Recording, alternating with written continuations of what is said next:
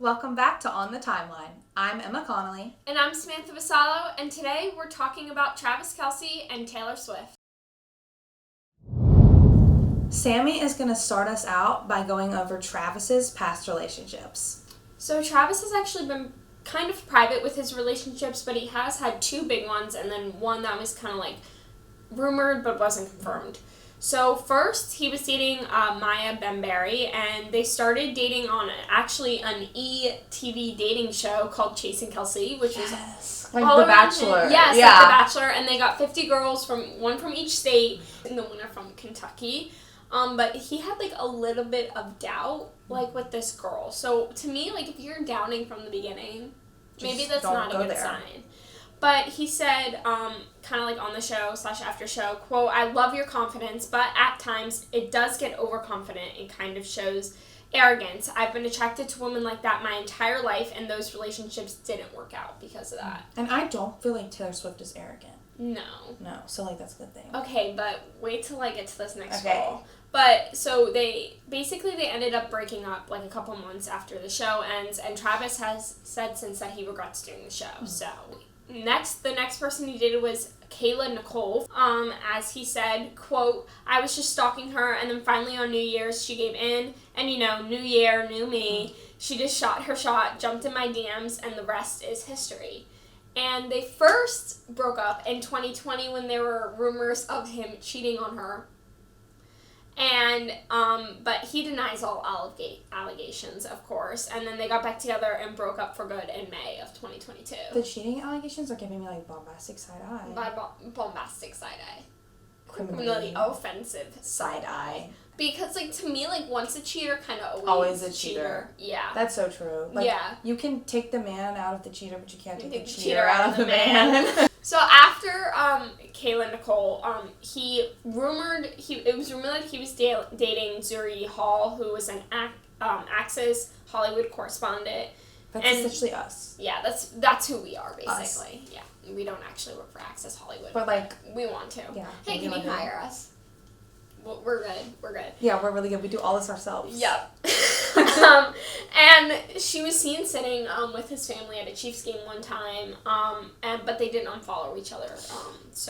And none of the rumors were ever addressed that they were dating. And now it's into Taylor's much more complicated, more extensive relationship. Now we're not actually going to be like giving you all the details. We're going to give you some names, some images, and some likenesses. Yes, and some like, ooh, this is the song. Yeah. This song. Okay. So... Andrew Hardwick was her first boyfriend, kind of high school sweetheart vibes, and Teardrops on My Guitar, which was like her first breakup song, was about him. Then her next was Sam Armstrong, also a high school boyfriend, and honestly, a really iconic song is about him, Picture to Burn. Everybody talks about the Picture to Burn homophobic version. Oh, why have I seen that online? So go and tell your friends I'm obsessive and crazy, that's fine, I'll tell mine you're gay. Yeah, okay, yeah. So that's that one. Okay. Stephen Lyles was who Hey Stephen was about. Nobody knows if they actually dated, but they do know that obviously she had a crush on him to write a song, Hey Stephen. Yeah. Joe Jonas, that's the first A-list boyfriend. Wow. So they dated for several months. In 2008, Hello, Mr. Perfectly Fine off the Fearless from The Vault was about him. Okay. I honestly think this is one of her most iconic relationships because there was never really, like, terrible drama. Yeah, when it comes to the it's two just of them. like they just broke up. Yes. Okay. So after that was Martin Johnson, and he was a guitarist and a songwriter.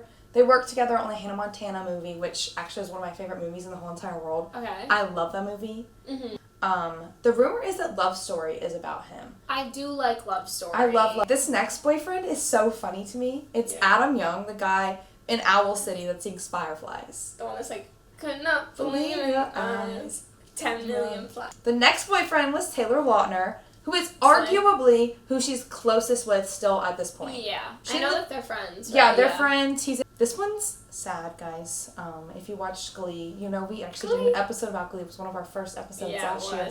But she dated Corey Monteith, who tragically passed away in 2013. So, obviously, there will be no bad words about him. Nope. The next boyfriend... I would say this is her second most hated boyfriend. Mm-hmm. Is John Mayer. she's featured on his song Half of My Heart, which is so good. I love Half of My Heart. Like it's actually really good. But he later released a version of it where he cut her voice out. Drama. But obviously, like, Dear John, Would've, Could've, Should've, Foolish One. Those are about him. Okay, the next one, this is her most hated ex. Okay. I don't like saying his name. Jake Gyllenhaal. Jake Gyllenhaal. Yeah. Just, like, basically. Everybody knows everything about that, but, like, All Too Well is about him. He ditched her. State of Grace. Yeah, That's State of Grace is so good. Taylor Swift songs. Yeah, if I'm being honest. I think Red is just a really solid album. It is a solid album. After that was Connor Kennedy. She pulled her own Jake Gyllenhaal for this one because he was in high school. I'm sorry, what? But and nobody said anything? There was the next one, Harry Styles. There was actually a 5-year age gap. She was 5 years older than him when they dated. After that was Calvin Harris. I really don't care about him, like, to be honest. Like, he's some DJ, right? Like, okay. After that is Tom Hiddleston, and we have the best picture for this. They got together at the 2016 Met Gala. Apparently, while Taylor Swift was still with Calvin Harris. So, drama. Maybe they're both on the same page here. They were just a summer fling. But he did wear an I Love Taylor Swift tank top getting out of the water. So, I mean, he's hot. He's Loki. Like, hello. He always tried to hide from the paparazzi, covered himself up. I feel like he was good for her. No, don't date Taylor Swift if you're not okay with the publicity. But he did co-write a couple songs with her under a pen name called William Bowery. So, yeah. A lot of people thought they were engaged or married. But it was never confirmed. I believed the rumors. I really thought that they were engaged. When they broke up, I was like, what? Yeah. And then after that is Maddie Healy. Oh, now we're going to be talking about Travis Kelce and Taylor Swift together. So I'm not going to lie, at first I thought it was like this whole big PR thing. Oh, for sure. And like, honestly, like, I'm leaning more towards not like maybe it is real, but like a part of me still like, Did not officially meet until this summer. Travis went to the Eras Tour in Kansas City on July 8th, tried to meet her, had a friendship bracelet for her, like everything, and it didn't work out. And he said that on his show, New Heights, which he has with his brother, right? It's a podcast, just like us. Just like us. And he said, quote, I was disappointed that she didn't talk before or after her shows because she has to save her voice for the 44 songs that she sings. So I was a little butthurt, but I didn't get to hand her one of the bracelets I made for her. So that was kind of like the start, I guess you could say. Yes, and then September 14th, during an interview with NFL Plus host Andrew Silicano, Kelce shut down any talk about Taylor Swift. I don't know what your writers want to hear, and you want to hear more about that, and I'm not going to give you anything. So he was kind of sassy. So on September 17th, during the Chiefs Jacksonville game, there were like rumors that they had dated, so the announcers started doing stuff like, Kelce finds a blank space. And on September 21st, on the Pat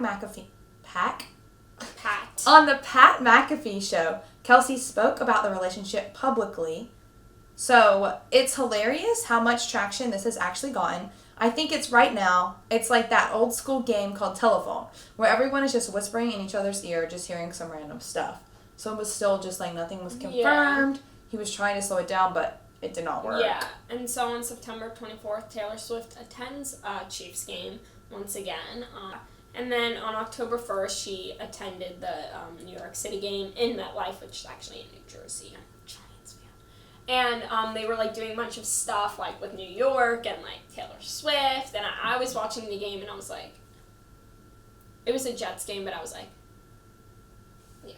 And this is like right before the date footage starts to come out. So she attends another game, a Thursday night football game.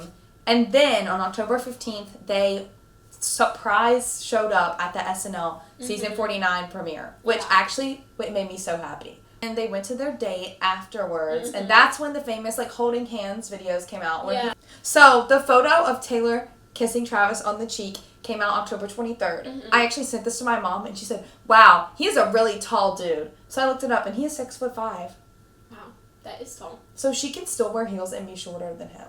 That's crazy. Basically, I have one thing to say. Travis Kelce, you better watch out. Because if you guys ever if you mess up and you break up, it is over for you. The world is coming at you. Literally. I'm not speaking. That was the timeline on Taylor Swift and Travis Kelce. For SGTV, I'm Emma Connelly. And I'm Samantha Vassallo.